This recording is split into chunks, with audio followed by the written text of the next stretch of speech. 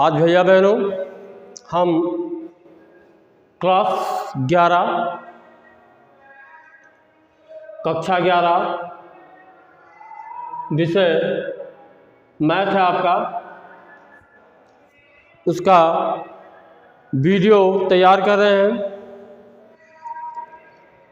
आप सभी भैया बहन जो ग्रुप से जुड़े हुए हैं वीडियो को शेयर करेंगे, लाइक करेंगे और यूट्यूब के चैनल को सब्सक्राइब करेंगे। एक चीज़ और ध्यान देना है कि कुछ भैया बहन बायो ग्रुप से होंगे और कुछ भैया बहन मैथ्स ग्रुप से होंगे, तो यह वीडियो मैथ्स ग्रुप वाले भैया बहनों के लिए है, बायो के लिए नहीं है। बायो का और क्लास टीचर बंधु बनाएंगे। मैथ का यह है जिसमें हम यूनिट 1 समुच्चय, पहला इकाई है समुच्चय यानी शख्स का अध्ययन करेंगे। आपके लिए नया होगा, नया आप पढ़ने जा रहे हैं समुच्चय को। समुच्चय है क्या?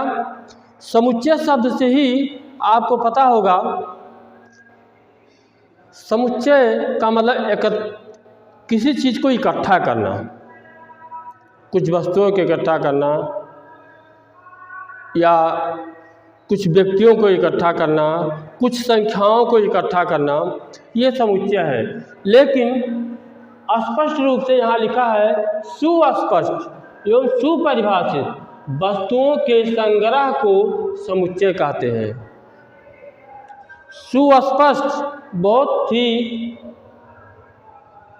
स्पष्ट शब्द लिखा, सुस्पष्ट एवं सुपरिभाषित वस्तुओं के संग्रह माने एकत्रीकरण, इकट्ठा करना, संग्रह को हम समुच्चय कहते हैं।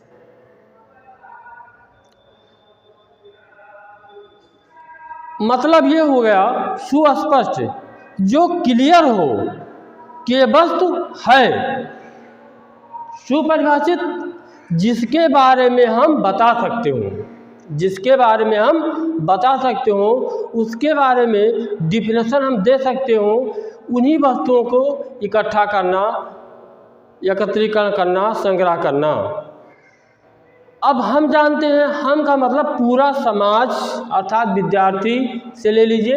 ये नहीं है कि जो चीज़ मैं नहीं जानता हूँ वो अगला भी नहीं जानता है, ऐसा मानकर नहीं चलना है, ऐसा मानकर नहीं चलना। जैसे देखिए 10 से कम, एग्जाम्पल दे रहा हूँ, 10 से कम विषम प्राकृतिक संख्याओं का समुच्चय।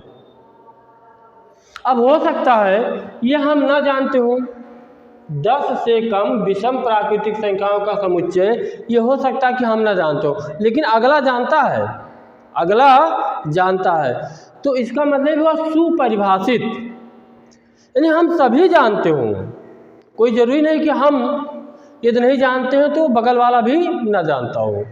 ऐसा मानकर चलना है कि जो चीज़ सभी लोग जानते हो। तो 10 से कम, लगभग पढ़ने वाले सभी भैया बहन जानते होंगे कि 10 से कम विषम प्राकृतिक संख्याओं का समुच्चय।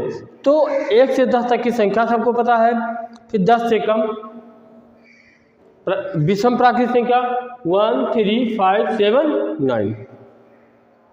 तो ऐसे वस्तुओं का संग्रह जिसके बारे में हम जानते हो, उसके बारे में पूछा जाए तो सारा डिटेल आप उसके बारे में बता सकते हो। अब कोई पूछे कि ये क्या लिखा है तो आप बता सकते हैं 1 है, 3 है, 5 है, 7 है, 9 है, सब लोग बता सकते हैं। ये भी बता सकते हैं कि प्राकृतिक संख्या है। फिर ये भी इसमें एक चीज़ और निकल सकता है कि कैसी प्राकृतिक संख्या है, तो आप बताएंगे कि ये 10 से कम प्राकृतिक संख्या है।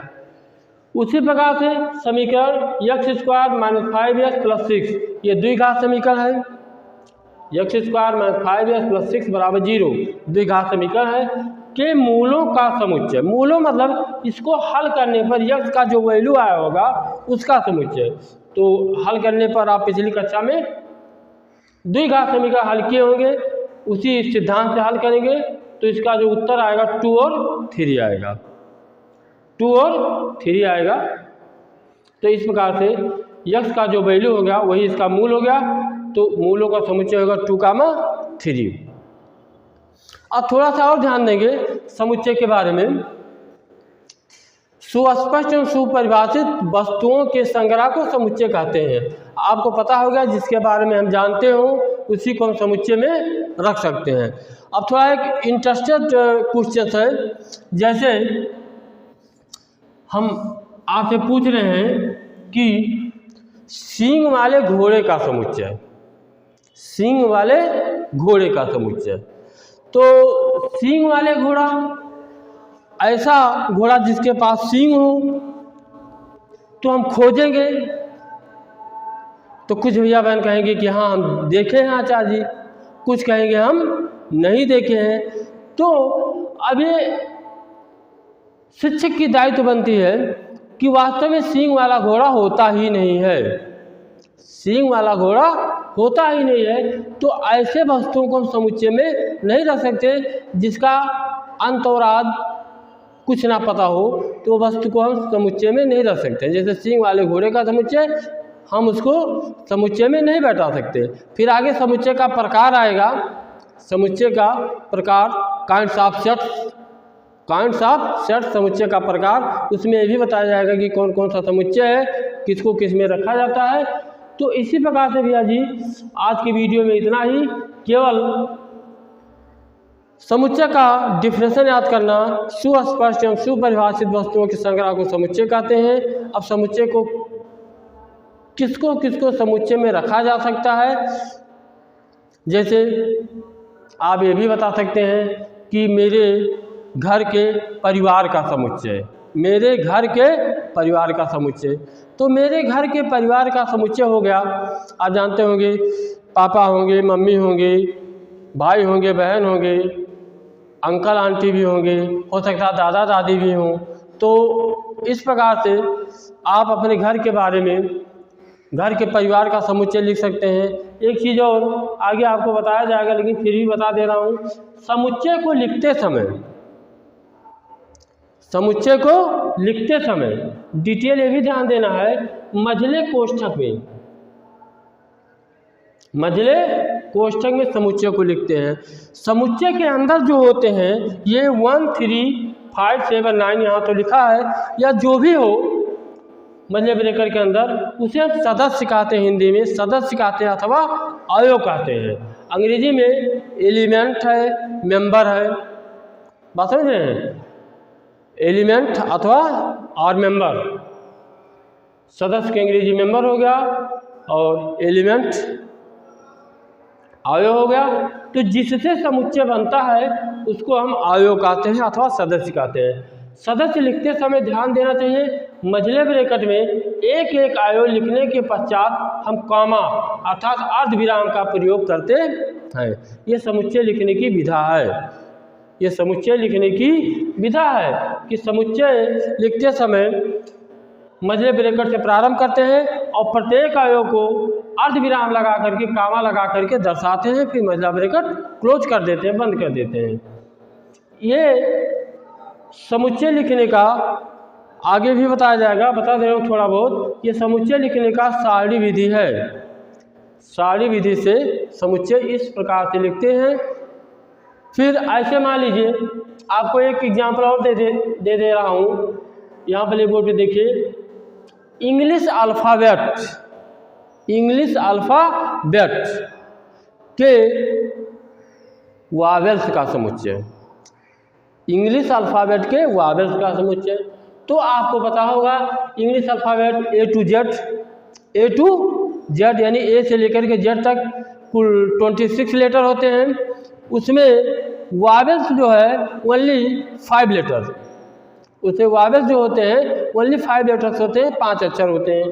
तो अंग्रेजी वर्णमाला के स्वरों का समुच्चय हो गया। लिखने के लिए हमने बताया अभी पहले मझले ब्रैकेट का प्रयोग करते हैं, ये हो गया मझला ब्रैकेट। हम समुच्चय लिख रहे हैं किसका, अंग्रेजी वर्णमाला के स्वरों का समुच्चय। तो पहले हो गया मझला ब्रैकेट, फिर ए हो गया, फिर होता है अगला लेटर ए, फिर ई, ई हो गया, कामा लगाए, आई हो गया, फिर ओ हो गया, फिर कामा लगाए, फिर यू हो गया, यू, महिला ब्रैकेट क्लोज। यह है समुच्चय लिखने की विधा। यहाँ जो था अंग्रेजी वर्णमाला के स्वरों का समुच्चय, तो 5 लेटर्स होते हैं, 1 2 3 4 5, AEIOU। सभी मेंबर को अर्थात एलिमेंट्स को अर्धविराम अर्थात कामा लगा करके अलग अलग अलग लिख दिया गया।